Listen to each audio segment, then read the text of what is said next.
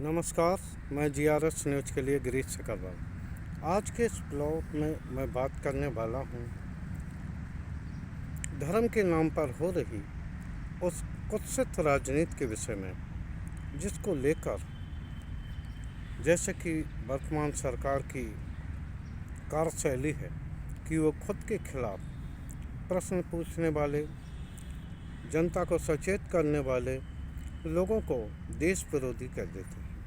वैसे ही अब नए तरह का सवाल आपने सुना होगा कि राम मंदिर की प्राण प्रतिष्ठा के लिए कांग्रेस, या यूँ कह लीजिए कांग्रेस में कुछ नेताओं को व्यक्तिगत रूप से न्योता दिया गया। कम्युनिस्टों को तो न्योता दिया गया। सीताराम येचुरी ने तो ये कहते हुए उस कार्यक्रम में आने से मना कर दिया कि धर्म का राजनीति में घालमेल ठीक नहीं है। उसी प्रकार कांग्रेस ने भी कुछ सवाल उठाए हैं जिनको लेकर उनको धर्म विरोधी साबित करने की कोशिश गोदी मीडिया, गोदी एंकर और भक्त बिरादरी कर रही है। निश्चित तौर पर धर्म आस्था का विषय होता है। निश्चित तौर पर इसमें किसी को भी राजनीति करने की छूट नहीं होना चाहिए, लेकिन जिस तरह से भारतीय जनता पार्टी धर्म की आड़ लेकर और अपने राजनीतिक एजेंडे को पूरा करना चाहती है, उसका तो विरोध हमारे ख्याल से देश के प्रत्येक नागरिक को करना ही चाहिए। कांग्रेस ने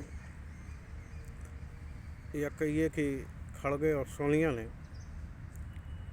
उनका निमंत्रण ठुकराया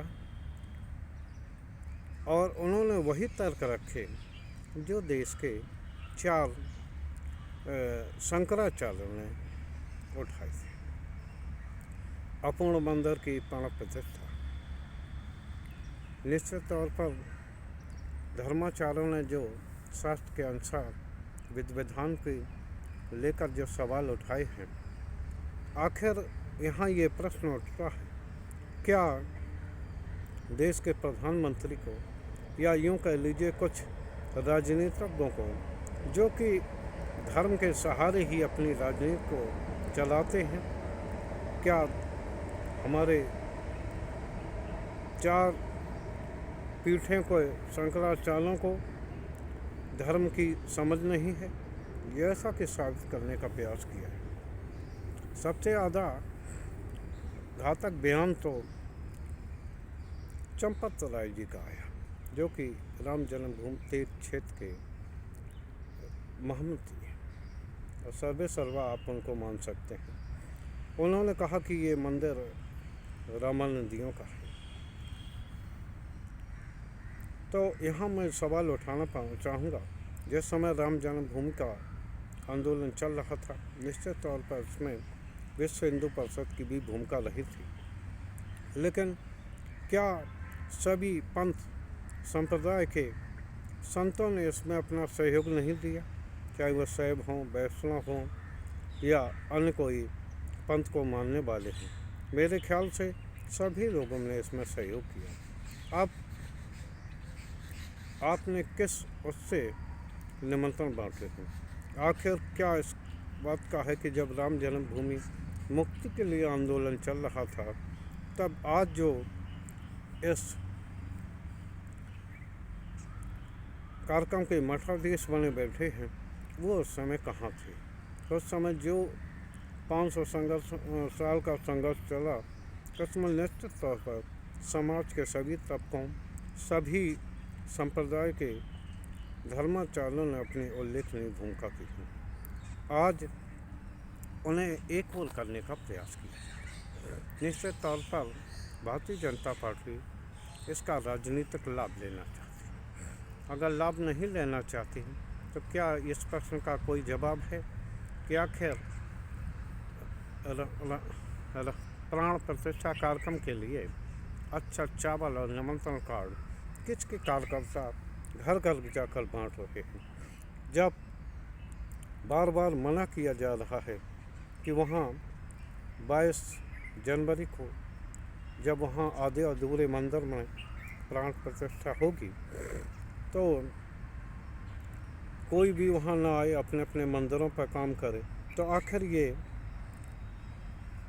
राम मंदिर की अंकृत और अच्छा चावल आखिर किस लिए दिए जा रहे। निश्चित तौर पर ये सचेत रहना होगा और इस बात से जनता को सचेत रहना होगा किस प्रकार धर्म के आड़ लेकर लोगों को उनके मूलभूत अधिकारों से वंचित किया जा रहा है। उनका जो अधिकार संविधान ने हमें सवाल उठाने का दिया है उसको छिन्न भिन्न करने का प्रयास किया जा रहा है। निश्चित तौर पर राम मंदिर बने, इससे किसी को क्या विरोध हो सकता। और मैं आपको बता दूं, ये मंदिर कोई भारतीय जनता पार्टी नहीं बन रहा है, ना कोई सरकार बनवा रही है। उस समय जी जब विवाद चलता था, कांग्रेस की सरकार केंद्र में थी।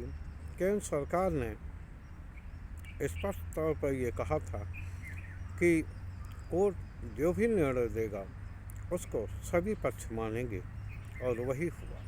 लेकिन उस समय यही आंदोलनकर्ता, यही संगठन से जुड़े लोग आस्था के विषय पर कोर्ट को न बोलने की सीख देते देखे जाते। आज जब कोर्ट ने निर्णय सुना दिया है, निश्चित तौर पर जो मुस्लिम पक्ष है उसने भी अपनी याचिका वापस ली और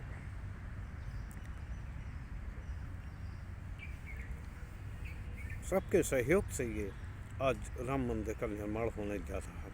मेरे ख्याल से सभी तबकों के लोगों ने चाहे भले ही कम ज़्यादा सहयोग किया हो, लेकिन सहयोग किया है और अपना आर्थिक सहयोग भी दिया है। लेकिन जिस तरह से खुद के साथ खुद की बातों में हाँ मिलाने वालों को जिस प्रकार धर्म विरोधी कहा जा रहा है, यहाँ फिर से एक सवाल उठता है कि आप विभिन्न राजनीतिक दलों को या लोगों को धर्म विरोधी कह सकते हैं, लेकिन आपके पास ये क्या जवाब है कि आखिर देश के धर्माचार, चारों पीठों के शंकराचार्य आखिर आपके इस कार्यक्रम में शामिल क्यों नहीं हो रहे। जो धर्माचार्यों ने ये सवाल उठाया है तो इसका जवाब निश्चित तौर पर विश्व हिंदू परिषद या ट्रस्ट से जुड़े कार्यकर्ताओं को आखिर देना ही होगा।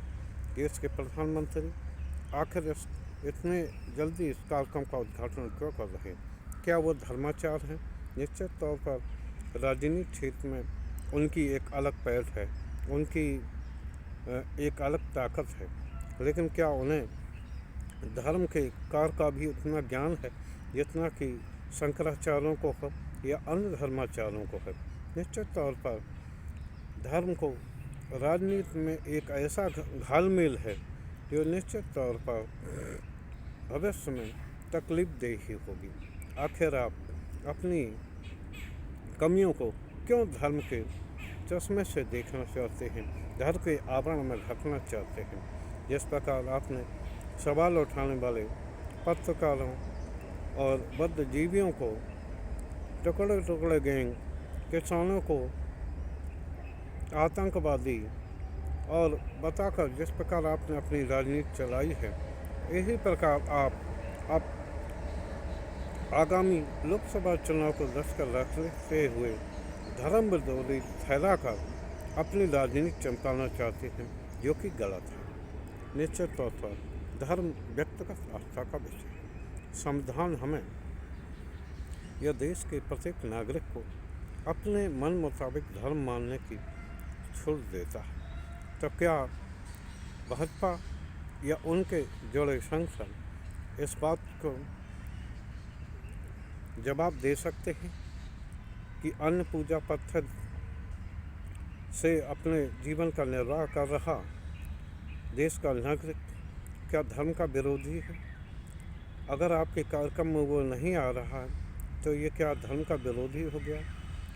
संविधान भी हमें अपने अपने पूजा पद्धति को मानने और धर्म को मानने की छूट देता है, लेकिन जिस प्रकार से अच्छा चावल देने के दौरान वहाँ एक धर्म के लोगों को जिस प्रकार टारगेट करने का प्रयास किया जा रहा है तो निश्चित तौर पर निंदनीय है और देश की समरसता को तोड़ने वाला। राम का मंदिर बने, इसको लेकर किसी की आपत्ति नहीं, लेकिन जिस तरह से भारतीय जनता पार्टी अपनी नाकामियों को छिपाने के लिए और उसका राजनीतिक लाभ लेने के लिए राजनीति करने पर उतारू है, विरोध उसका हो रहा है। देश के जितने भी राजनीतिक दल हैं, एक आध दल को छोड़कर हम नहीं कर सकते जिसका कि संचालन, जिसकी कमान समग्र हिंदू लोगों के हाथ में ही है। तो आखिर बार बार ये कहना कि ये धर्म विरोधी हैं, ये हिंदू विरोधी हैं, शायद एक राजनीतिकरण करने का ही प्रयास है और अपनी राजनीति चमकाने के प्रयास में हो सकता है कहीं देश की समरसता को आघात न पहुंच जाए। आज ज़रूरत इस बात की है कि पहले ये जो धर्म होता था वो धर्म ने हमें एकता के सूत्र में बांधा है, लेकिन आज जो धर्म की परिभाषा गढ़ी जा रही है वो निश्चित तौर पर संविधान विरोधी है और देश की समरसता को छिन्न भिन्न करने वाली है। आशा है देश की जनता इस राजनीतिक कुचक्र को समझेगी और वो उसी अनुसार निर्णय लेगी जिस प्रकार कुछ राजनीतिक दल अपने राजनीतिक फायदे के लिए जैसे कि वो करना चाहते हैं और अपने पक्ष में ध्रुवीकरण कराना चाहते हैं, जनता उससे बचेगी। जनता ने कई बार ऐसे निर्णय लिए हैं जो कि राजनीतिक नेताओं के मुंह पर तमाचे होते हैं। आशा है कि देश की शांतिपूर्ण जनता इस राजनीतिक साजिश को बेनकाब करेगी और देश की समरसता और एकता को बनाए रखेगी। आज के ब्लॉग में बस इतना ही। जय हिंद, जय भारत।